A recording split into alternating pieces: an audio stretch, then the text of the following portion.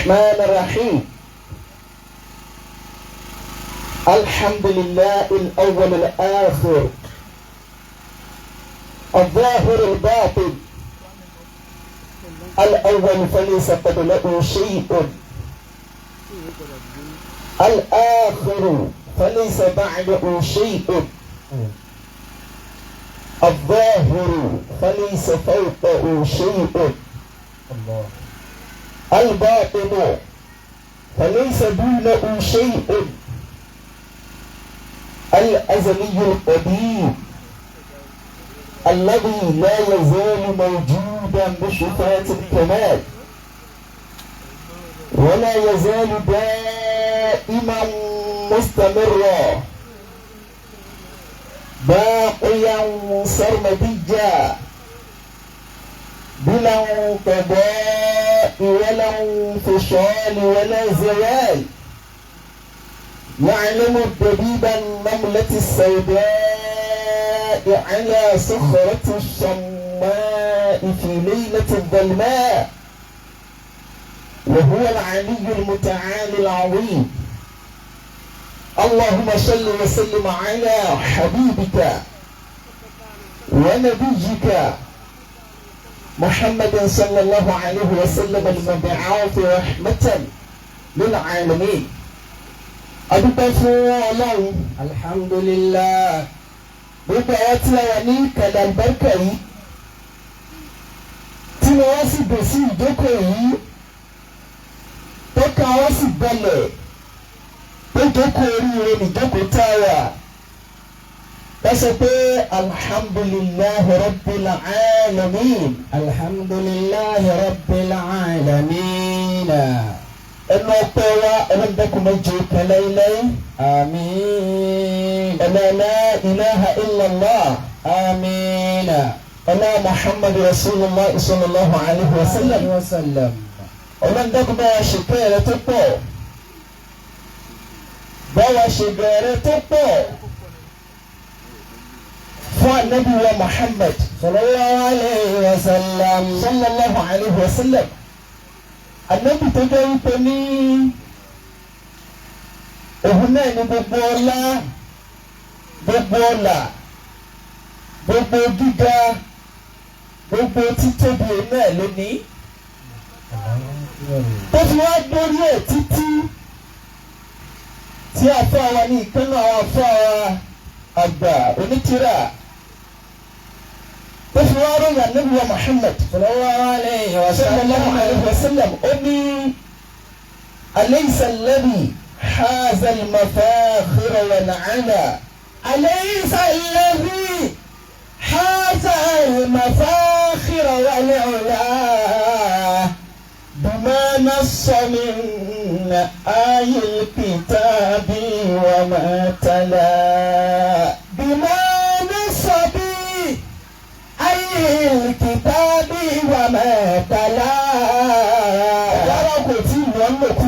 بما نص فيه بما نص من آي الكتاب وما تلا بما نص فيه من آي الكتاب وما تلا وأن يدانا في المكان الذي اعتلى وما لا يدانا في الكتاب وما ترى وأن يدانا في المكان الذي اعتلى وما لا يدانا سبب جبر سري لا يدانا ما سرى وأن يدانا في المكان الذي اعتلى في المكان الذي تلا أتم الورى جاها وأبهرهم حلا أتم الورى جاها وأبهرهم حلا وأبهرهم محرا لهم مدح يجلى والشفاعة تخبأ له المدح الجلا والشفاعة تخبأ والشفاعة تخبر له المدح الجلا والشفاعة تخبأ له المدح الجلا والشفاعة تخبر. صلى الله عليه وسلم أليس الذي هذا المفاخر والعلا. sọ́sẹ̀tàn bá nàbí ìjà gbogbo ẹni tí o bá ní kankan tí ń fọ́ pẹ̀lú ànábì bàbá wa mẹ́mọ̀ ẹ̀jẹ̀ ń bọ́ tàbí ẹ̀. أليس الذي هذا المفاخر والعلا. gbogbo ẹni tó wà tànábì tí o bá jẹ ní dùnú tí wọ́n jọ ń fà tànábì èsì bẹ̀rẹ̀ rẹ̀ àbí tí ò gbọ́ ọkọ ẹ̀ àbí tí ò jí ní kẹta bó sọ pé sallallahu alaihi wasallam. أليس الذي هذا المفاخر والعلا. أليس الذي هذا المفاخر والعلا. أليس الذي هذا المفاخر والعلا. قلنا النبي محمد صلى الله عليه وسلم nígbà tí mo sọ lẹ́ẹ̀kan gbogbo ntí ń jẹ́ lá gbogbo ntí ń jẹ́ pò gbogbo ntí ń jẹ́ ọ̀la pátápátá níbi Muhammad ilé mi. أليس الذي هذا المفاخر والعلا.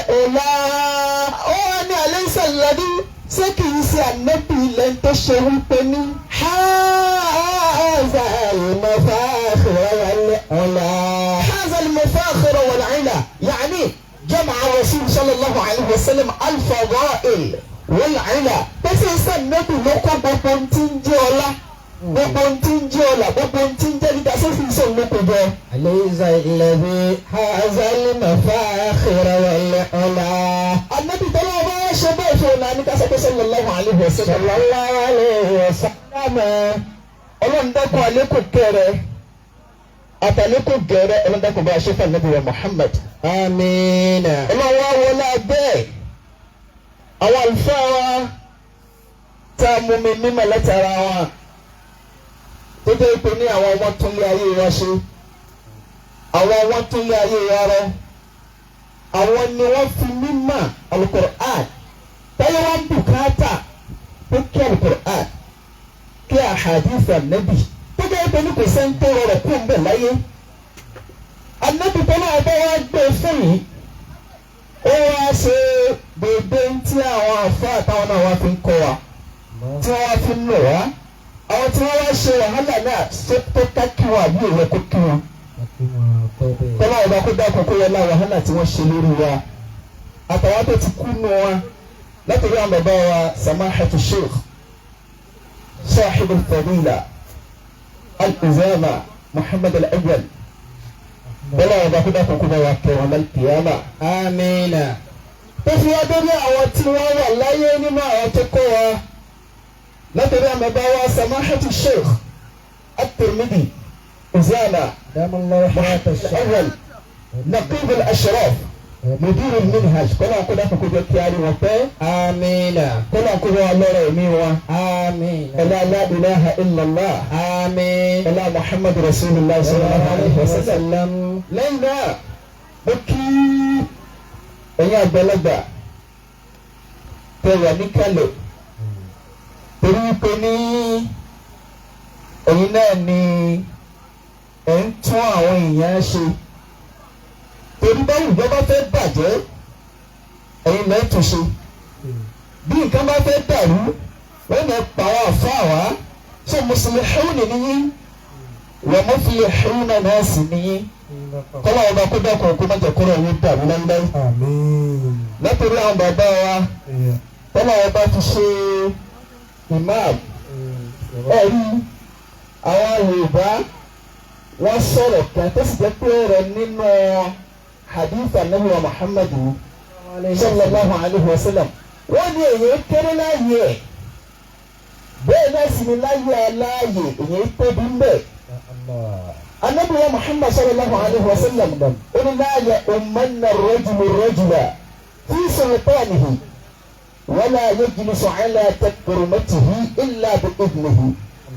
Ànábì wa Muhammad sallallahu alayhi wa sallam ó ní èèyàn kan ò ní ṣe lórí èèyàn kan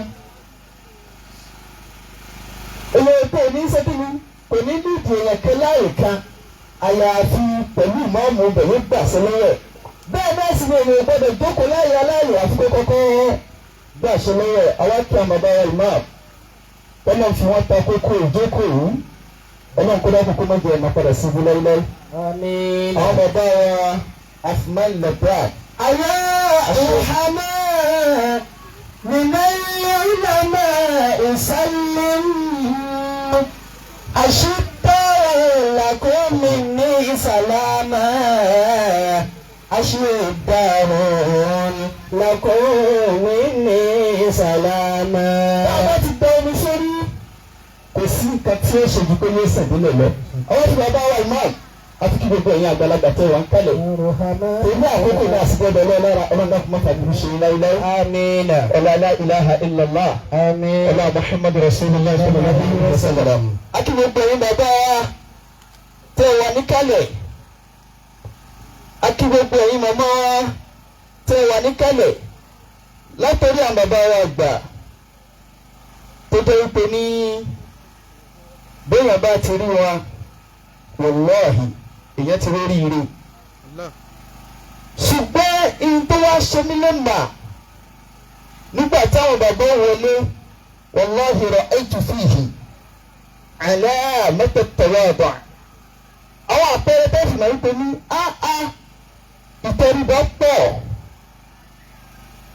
ìmẹ́ka nǹkan kó pọ̀ ìmáyé ní kékeré pọ̀ lára wa gẹ́gẹ́ bá Ànábì wa Muhammad sallallahu alaihi ànígbà tí àwọn bàbá wa ń dẹ́bẹ̀ gànà kọ́nà kó dákú kó jẹ́ àrí pẹ́ kọ́nà kó jẹ́ alẹ́rẹ̀ yíyí.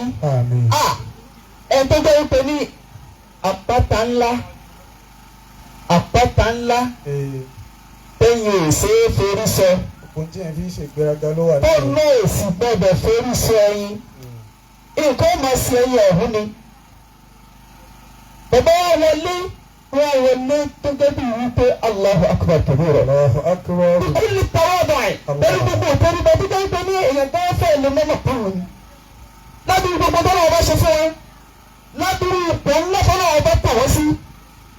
Ládùúgbò gbogbo nǹkan Allahu akbar ẹgbẹ́ ẹgbẹ́ ní gbogbo èèyàn ńláńlá ayé. La ilaha illallah. Máa wáyé fún tawaqqufi mi ìsàlámì. Ọwọ́ àwọn onígbà ẹ̀rọ nímọ̀ bá wọn ni àbàbá ọlọ́run nígbàgbọ́ pé ó ṣe é. Ọlọ́run nígbà tí ó ṣe é fún ẹ̀rọ ìsàlámì. Àbàbá wa dẹ́dẹ̀dẹ̀lẹ́. Ìlàlẹ̀ àmọ́mí. Bàbá ìṣàpọ̀ lára àmọ́mí. Ẹ̀wò ó tóbi wá ní ọ̀rọ̀ àmọ́mí. Àmọ́mí. Tó bá kó gbogbo ẹ̀tọ́ ìwọ́ sọ́run tẹ̀ wọ́n. Ìtàwọ́ kú fi mi ìsàlámì. Ẹ máa wo nǹkan torí ọlọ́run. Má fi tàwọ́ kú fi ìsàlámì. Wàláhì àlùbáríkà lọ́wọ́ fi sára bàbá yìí. Má fi tàwọ́ kú fi. Àlùbáríkà ló pọ̀ lára wa lọ́wọ́ pé ìsàlámì. Ẹ̀sìn ló wà dúrà wá. Wà ìlànà ṣe ìlànà àmọ́. Ikọ̀ ní sẹ̀mí láíláí. Ìlànà àmọ́ mi ìlànà àmọ́. Gbogbo òpètèpèrè ọ̀tá ọlọ́run ní jẹ́ sẹ́lẹ̀ ilé rí. Àmínà. Gbogbo òpètèpèrè ọ̀tá ọlọ́run ní jẹ́ sẹ́lẹ̀ ilé rí. Àmín. Gbogbo ọ̀tá yẹn ọmọ ìpèrè wọn ni. Ọlá la ilaha illallah. Ọlá Muhammad Rasulullah sallallahu alaihi wasallam. Àwọn afitì yìí afikí bàbá ọmọ afikí gbogbo àwọn àgbàlagbà tó wà ń kalẹ̀. Ojú tí mo máa ń pàdé ń bì yìí ṣùgbọ́n ìfẹ́ gbà kókò jẹ́. Kápẹ́tì sọ tí ó ṣe wá láǹfààní wọn gba ìṣẹ́jú díẹ̀. Kọ́lá ọba kó dá kun gbogbo ìta abáṣọ náà. Kọ́lá kó jẹ́ kó ṣe wá láǹfààní láyé àtàkùyàmà. Àmín. Ọlá la ilaha illallah. Àmín. Ọlá Muhammadu Rasulullah sallallahu alaihi wasallam. Tọ́ a'udhu billahi minash shaytanir rajim.